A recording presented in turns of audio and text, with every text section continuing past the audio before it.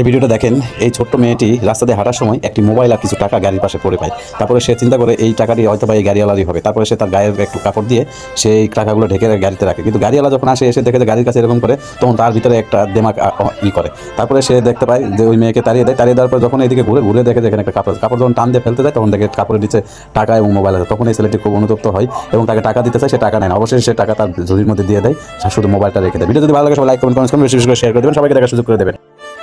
এই ভিডিওটা দেখেন, এই ছোট্ট মেয়েটি রাস্তা দিয়ে হাঁটার সময় একটি মোবাইল আর কিছু টাকা গাড়ির পাশে পড়ে পায়। তারপরে সে চিন্তা করে এই টাকাটি হয়তো বা এই গাড়িওয়ালারই হবে। তারপরে সে তার গায়ের একটু কাপড় দিয়ে সেই টাকাগুলো ঢেকে গাড়িতে রাখে। কিন্তু গাড়িওয়ালা যখন আসে এসে দেখে যে গাড়ির কাছে এরকম করে, তখন তার ভিতরে একটা দেমাগ করে।